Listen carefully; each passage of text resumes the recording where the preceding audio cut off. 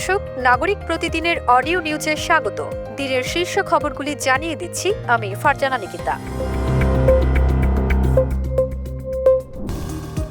প্রধানমন্ত্রী তারেক রহমান বলেছেন, দেশের স্বাধীনতা, সার্বভৌমত্ব ও দেশের মানুষের স্বার্থ আমরাই দেখব, যে কোনো ষড়যন্ত্র প্রতিহত করব আমরা। শনিবার ময়মনসিংহে খাল পুনর্খনন কাজের উদ্বোধন শেষে আয়োজিত সমাবেশে তিনি এসব কথা বলেন। প্রধানমন্ত্রী বলেন, এই দেশের মালিক জনগণ। বিএনপি সরকার সেই জনগণের ভাগ্যের পরিবর্তন করতে চায় জনগণকে সাথে নিয়ে। আজকে সময় এসেছে মানুষের ভাগ্যের পরিবর্তনের জন্য যে কাজগুলো, সেগুলো একদিকে সফল করা, আরেকদিকে যারা ন্যায় বিচারকে, সঠিক বিচারকে বাধাগ্রস্ত করার জন্য বিভ্রান্তি ছড়াচ্ছে, যারা মানুষের জন্য গৃহীত কর্মসূচিকে বাধাগ্রস্ত করার জন্য বিভ্রান্তি চালাচ্ছে, তাদের ব্যাপারে বাংলাদেশের মানুষকে সজাগ থাকতে হবে।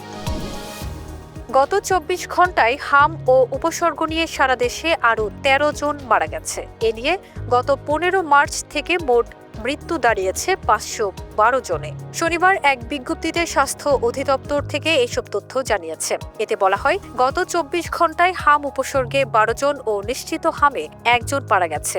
এ নিয়ে সন্দেহজনক হাম রোগে মোট 426 জন ও নিশ্চিত হামে 86 জন মারা গেছে। অন্যদিকে 24 ঘণ্টায় 165 জনের হাম শনাক্ত হয়েছে এবং এ নিয়ে গত 15 মার্চ থেকে 8494 জনের হাম শনাক্ত হয়েছে। আর 24 ঘণ্টায় 1967 জন সন্দেহভাজন হাম রোগী শনাক্ত হয়েছে এবং এ নিয়ে মোট 62,507 সন্দেহভাজন রোগী শনাক্ত হয়েছে। প্রধানমন্ত্রী তারেক রহমান ও তার মেয়ে জাইমা রহমানকে নিয়ে কটূক্তি ও মানহানিকর বক্তব্য দেওয়ার অভিযোগে জাতীয় নাগরিক পার্টির মুখ্য সংগঠক নাসির উদ্দিন পাটোয়ারীকে লিগেল নোটিশ পাঠানো হয়েছে। নোটিশটি পাঠিয়েছেন দুদকের পিপি ও ময়মনসিংহ জজ কোর্টের আইনজীবী AKM আজিজুল হক খান। এতে বলা হয়, সম্প্রতি নাসির উদ্দিন পাটোয়ারী প্রধানমন্ত্রী ও তার মেয়েকে নিয়ে আপত্তিকর ও মানহানিকর বক্তব্য দিয়েছেন, যা দেশের কোটি কোটি মানুষের অনুভূতিতে আঘাত করেছে। নোটিশ প্রেরণকারী নিজেও মর্মাহত হয়েছেন বলে এতে উল্লেখ করা হয়েছে। গত 17 বছরে স্থানীয় সরকারের সার্বিক কার্যক্রমে দুর্নীতি হয়েছে কিনা সে বিষয়ে অনুসন্ধানের জন্য 7 সদস্যের কমিটি গঠন করেছে সরকার। স্থানীয় সরকার, পল্লী উন্নয়ন ও সমবায় মন্ত্রণালয়ের স্থানীয় সরকার বিভাগ থেকে সম্প্রতি এক অফিস আদেশে কমিটি গঠনের বিষয়টি জানানো হয়েছে। স্থানীয় সরকার বিভাগের মহাপরিচালককে নবগঠিত কমিটির আহ্বায়ক করা হয়েছে। কমিটির কার্যপরিধির বিষয়ে অফিস আদেশে বলা হয়েছে, নবগঠিত এই কমিটি জানুয়ারি 2009 থেকে 17 ফেব্রুয়ারি 2026 পর্যন্ত সময়ে স্থানীয় সরকার বিভাগ এবং এর আওতাধীন দপ্তর, সংস্থা ও প্রতিষ্ঠানের সার্বিক কার্যক্রমে কোনো অনিয়ম বা দুর্নীতি হয়েছে কিনা সে বিষয়ে আগামী 60 দিনের মধ্যে একটি অনুসন্ধানী প্রতিবেদন প্রস্তুত করবে। এক্ষেত্রে কমিটি প্রতিবেদন প্রস্তুতকালে যথাসম্ভব তথ্য প্রমাণ সংগ্রহ করবে। সেই সঙ্গে কমিটি প্রয়োজনে সদস্য কোঅপ্ট করতে পারবে বলেও অফিস আদেশে উল্লেখ রয়েছে। ইরানের অধিকার মেনে নেওয়া ছাড়া মার্কিন প্রেসিডেন্ট ডোনাল্ড ট্রাম্পের সামনে অন্য কোনো পথ নেই বলে দাবি করেছে তেহরান। শনিবার দেশটির প্রতিরক্ষা মন্ত্রণালয়ের মুখপাত্র রেজা তালাইনিক এমন মন্তব্য করেন।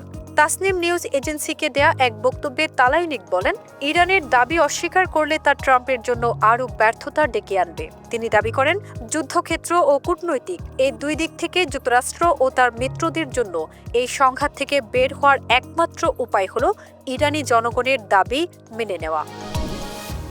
বিশ্বজুড়ে মেড ইন জার্মানি বা জার্মান যন্ত্রের নাম শুনলেই চোখের সামনে ভেসে ওঠে নিখুঁত প্রকৌশল, স্থায়িত্ব, শৃঙ্খলা আর শতভাগ কার্যকারিতা। BMW, মার্সিডিজ বেঞ্জ কিংবা অত্যাধুনিক ভারী শিল্প, যা জার্মানরা কোনো আবেগ দিয়ে বানায় না, বানায় নিখুঁত গাণিতিক পরিকল্পনা দিয়ে। ঠিক একইভাবে জার্মানির ফুটবল দল যখন মাঠে নামে, তাদের খেলার ধরনও যেন কোনো শৈল্পিক ফুটবল নয়, বরং মাঠের বুকে সচল এক জার্মান মেশিন। বিশ্ব ফুটবলে জার্মানিকে ডাকা হয় দ্য জার্মান মেশিন। একটি আধুনিক যন্ত্র, যেমন প্রতিটি গিয়ার, নাট, বল্টু নিখুঁত সমন্বয়ে কোনো বিচ্যুতি ছাড়াই চলতে থাকে। জার্মান ফুটবলাররাও মাঠে ঠিক সেভাবেই খেলেন। লাতিন আমেরিকার ফুটবলে যেখানে থাকে ব্যক্তিগত নৈপুণ্য ও ড্রিবলিংয়ের ছন্দময় জাদু, সেখানে জার্মান ফুটবলের মূল ভিত্তি হল দলগত শৃঙ্খলা, নিখুঁত পজিশনিং এবং পূর্ব পরিকল্পিত রণকৌশল। দর্শক, এই ছিল আজকের শীর্ষ খবরগুলো। প্রতিদিনের অডিও নিউজ শুনুন আমাদের ওয়েব, ইউটিউব ও ফেসবুক পেজে।